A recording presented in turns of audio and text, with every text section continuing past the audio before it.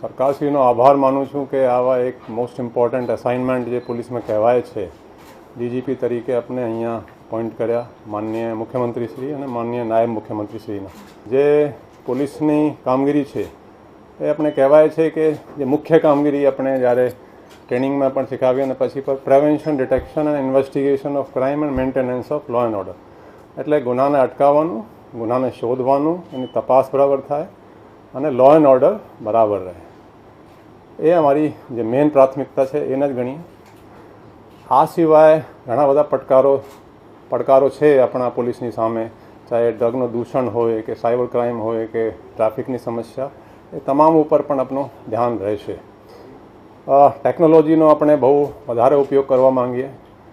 એમાં પણ જે સીસીટીવી છે એ કહી શકીએ કે આજકાલ મોસ્ટ ઇમ્પોર્ટન્ટ એને જ ગણાય. આપણે અમદાવાદ શહેરમાં લગભગ 3 વર્ષ જેટલા, આપણે જુલાઈ 2023 એન્ડમાં જોઈન કર્યા હતા, તો લગભગ 3 વર્ષના સમયગાળા દરમિયાન લોક ભાગીદારીથી 24,000થી વધારે સીસીટીવીઓ લગાવ્યા હતા. અને અમદાવાદમાં સરકારશ્રી દ્વારા કોર્પોરેશનના અને બધા મિલાવીને લગભગ 4,000 સીસીટીવી છે. તો અને આજે લોક ભાગીદારીથી લગાડેલા 24,000થી વધારે સીસીટીવીને 3,000થી ઉપરની સીસીટીવીની ફીડ પોલીસ સ્ટેશન લેવલે પણ આપણે લઈએ અને કંટ્રોલ રૂમમાં પણ લઈએ. એટલે આ લોક ભાગીદારીથી જ થયા છે. તો એ આપણે ફર્સ્ટ પ્રાયોરિટીમાં અમુકમાં જે અમુક પ્રાયોરિટીમાં આને પણ આપણે પૂરા સ્ટેટમાં જે અમુક સિટીઝ છે લોક ભાગીદારીથી વધારેમાં વધારે સીસીટીવી લગાય એ આપણે પ્રાથમિકતા રહેશે. આનાથી તમારો જે પ્રિવેન્શન ઓફ ક્રાઇમ પણ થશે, ડિટેક્શન ઓફ ક્રાઇમ પણ થશે અને જે ઇન્વેસ્ટિગેશન છે એટલે આ તમામમાં આ બહુ કારગર ઉપયોગ થશે. આ સિવાય ગુનેગારોને કાયદાનો, પોલીસનો થોડું ડર રહે એ પણ આપણે એ રીતેની પોલીસિંગ કરતા આવ્યા છીએ અને એ પણ આપણે કરતા રહીશું.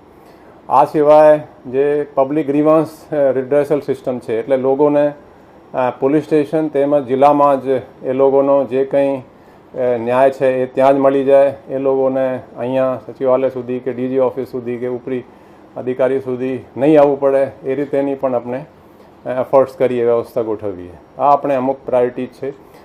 ડ્રગના દૂષણ જે વધી રહ્યા છે એના માટે આપણે જેટલા એફર્ટ્સ છે, અમદાવાદમાં પણ ખાસા એફર્ટ્સ કર્યા છે. આખા સ્ટેટમાં એન્ટી નાર્કોટિક ટાસ્ક ફોર્સ પણ એના પણ પ્રોસેસ ચાલી રહ્યા છે. એ શરૂ થશે તો એ ડ્રગ્સના આપણે ખાસ પ્રાયોરિટી આપવાના છીએ. આ સિવાય સાયબર ક્રાઇમ પણ એક મોટો પડકાર તરીકે ઊભો થઈ રહ્યો છે. અમદાવાદમાં અમને એમના કન્ટિન્યુઅસ ટ્રેનિંગના પણ સિસ્ટમ ગોઠવ્યા છે. ત્યાં સાયબર ક્રાઇમમાં ડિટેક્શનના માટે બરાબર ડિટેક્શન થાય, વધારેમાં વધારે ગુનાઓ પણ નોંધાય, એ પણ આપણે પ્રાયોરિટી છે. તો આ અમુક પ્રાયોરિટી છે. આ સિવાય એડમિનિસ્ટ્રેશન પણ ઇમ્પ્રૂવ થાય. જે બધા જ પ્રાયોરિટી છે ડીજી ઓફિસમાં, ખાસ કરીને વહીવટ થોડું એડમિનિસ્ટ્રેશન બરાબર ચાલે એ પણ આપણે એક પ્રાયોરિટીમાં રહેશે.